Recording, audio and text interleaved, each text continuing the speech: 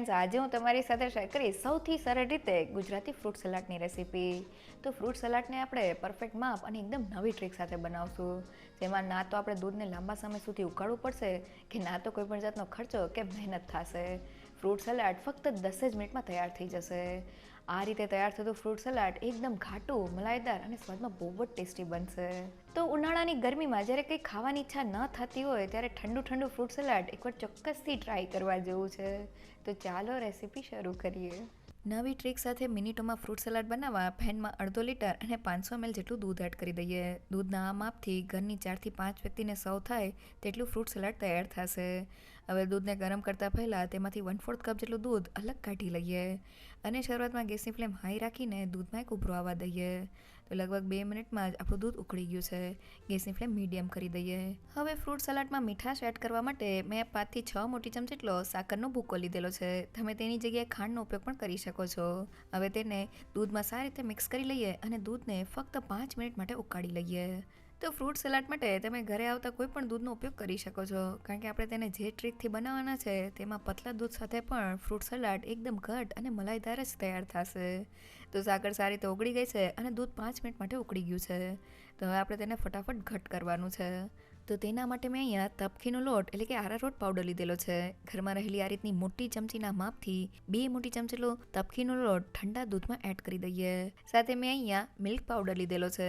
તો બજારમાં આ રીતના નાની સાઇઝના પેકેટમાં મિલ્ક પાવડર ખૂબ જ સહેલાઈથી મળી જાય છે. તેમાંથી 2 મોટી ચમચી જેટલો મિલ્ક પાવડર દૂધમાં એડ કરી દઈએ. સાથે ફ્રૂટ સલાડના એકદમ બજાર જેવા કલર માટે ફક્ત 1 પિંચ જેટલો યલો ફૂડ કલર એડ કરી દઈએ. તમે તેની જગ્યાએ કેસરનો ઉપયોગ પણ કરી શકો છો. હવે બધી જ વસ્તુને ઠંડા દૂધમાં મિક્સ કરી લઈએ. તો ફ્રૂટ સલાડ બનાવતી વખતે આપણે એ વાતનું ખાસ ધ્યાન રાખવાનું છે કે આપણે તપકીનો લોટ અને મિલ્ક પાવડરને ઠંડા દૂધમાં જ ઓગાળવાના છે, જેથી તેના જરા પણ ગાંઠા ન પડે. તો બંને વસ્તુ મિક્સ થઈને આ રીતનું સ્મૂથ મિક્સર તૈયાર થઈ ગયું છે.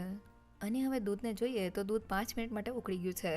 હવે તૈયાર કરેલા મિક્સરને થોડું એડ કરતા જઈને મિક્સ કરી લઈએ. તો મેં બધા જ મિક્સરને એડ કરી દીધેલું છે.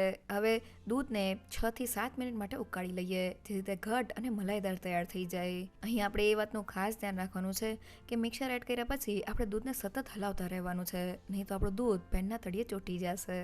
તો ફ્રૂટ સલાડ માટે આપણે દૂધને ઘાટું અને મલાઈદાર તૈયાર કરવાનું હોય છે. દૂધને લાંબા સમય સુધી ઉકાળવાની ઝંઝટ વગર તેને ફટાફટ ઘટ કરવા માટે મેં દૂધમાં થોડો તપકીનો લોટ એટલે કે આરારોટ પાવડર એડ કરેલો છે. 1/2 લીટર અને 500 ml દૂધ સાથે ફક્ત 2 મોટી ચમચી જેટલો તપકીનો લોટ એડ કરવાથી દૂધ ફટાફટ ઘટ થઈ જાય છે. જો ઘરમાં તપકીનો લોટ ના હોય તો તમે તેની જગ્યાએ કોર્નફ્લોરનો ઉપયોગ પણ કરી શકો છો. સાથે મેં તપકીના લોટ સાથે થોડો મિલ્ક પાવડર એડ કરેલો છે. મિલ્ક પાવડરને લીધે ફ્રૂટ સલાડ ફટાફટ ઘટ તો થઈ જાય છે, પણ તેનો સ્વાદ વધી જાય છે અને તે એકદમ મલાઈદાર તૈયાર થાય છે. જનરલી ફ્રૂટ સલાડ બનાવવા માટે આપણે કસ્ટર્ડ પાવડરનો ઉપયોગ કરતા હોય છે, પણ તપકીનો લોટ સાથે થોડો મિલ્ક પાવડર એડ કરવાથી કસ્ટર્ડ પાવડર વગર પણ આપણું ફ્રૂટ સલાડ એકદમ ટેસ્ટી બને છે. તો દૂધને ઉકાળતા લગભગ 7 થી 8 મિનિટ જેવું થઈ ગયું છે અને આપણું મિક્સર પહેલાં કરતાં ઘટ તૈયાર થઈ ગયું છે. મિક્સરમાં આ રીતના બબલ્સ થાય છે અને ચમચામાં લઈને તેને જોઈએ તો તે પહેલાં કરતાં જાડું થઈ ગયું છે. સાથે ચમચાના પાછળના ભાગને કોટ કરી લે છે. હજી આપણું ફ્રૂટ સલાડનું મિક્સર ઠંડુ થશે તેમ વધુ ઘટ થશે. ગેસની ફ્લેમ બંધ કરી દઈએ અને મિક્સરને ઠંડુ કરવા માટે મિક્સિંગ બાઉલમાં કાઢી લઈએ. હવે ફ્રૂટ સલાડમાં ફ્લેવર માટે 1/2 ચમચી જેટલો એલચી પાવડર એડ કરી દઈએ અને તેને મિક્સ કરી લઈએ. તો એલચી પાવડરની જગ્યાએ તમે વેનીલા એસન્સનો ઉપયોગ પણ કરી શકો છો. તેની સાથે પણ ફ્રૂટ સલાડ એકદમ ટેસ્ટી લાગે છે. તો બધી વસ્તુ મિક્સ થઈ ગઈ છે. હવે મિક્સરને ઢાંકી દઈએ અને રેફ્રિજરેટરમાં 2 કલાક માટે રહેવા દઈએ. તો મેં મિક્સરને 2 કલાક પછી ફ્રીજમાંથી કાઢી લીધેલું છે અને તમે જોઈ શકો છો કે મિક્સર ઠંડુ થવાને લીધે એકદમ ઘટ અને મલાઈદાર તૈયાર થઈ ગયું છે. તો હવે આપણે તેને સર્વ કરતાં પહેલાં તેમાં ફ્રૂટ એડ કરવાના છે. તો મેં 1/4 કપ જેટલા સફરજનના ટુકડા લીધેલા છે. સાથે 1/4 કપ જેટલી કાળી દ્રાક્ષ, 1/4 કપ જેટલી લીલી દ્રાક્ષ, 1/4 કપ જેટલા ચીકુના ટુકડા, 1/4 કપ જેટલા કેળાના ટુકડા અને 1/4 કપ જેટલા દાડમના દાણા લીધેલા છે. તેને દૂધમાં એડ કરી દઈએ અને સારી રીતે મિક્સ કરી લઈએ. તો ફ્રૂટ એકદમ સારી રીતે મિક્સ થઈ ગયા છે અને તમે જોઈ શકો છો કે મિક્સરમાં દૂધ અને ફ્રૂટ એકસાથે પડે છે. મીન્સ આપણું ફ્રૂટ સલાડ એકદમ ઘટ અને મલાઈદાર તૈયાર થયું છે. હવે તેની ઉપર થોડી બદામની કતરન અને પિસ્તાની કતરન એડ કરી દઈએ. તો જોતાં જ ખાવાનું મન થઈ જાય એવું આપણું ફ્રૂટ સલાડ બનીને તૈયાર થયું છે. એકવાર જરૂરથી ટ્રાય કરજો. ફ્રૂટ સલાડનું મિક્સર એકવાર બની જાય એટલે તમારે તેને થોડી વાર માટે રેફ્રિજરેટરમાં રાખી દેવાનું છે, જેથી તે એકદમ ચીલ્ડ થઈ જાય, સાથે તે થોડું ઘટ પણ થઈ જશે.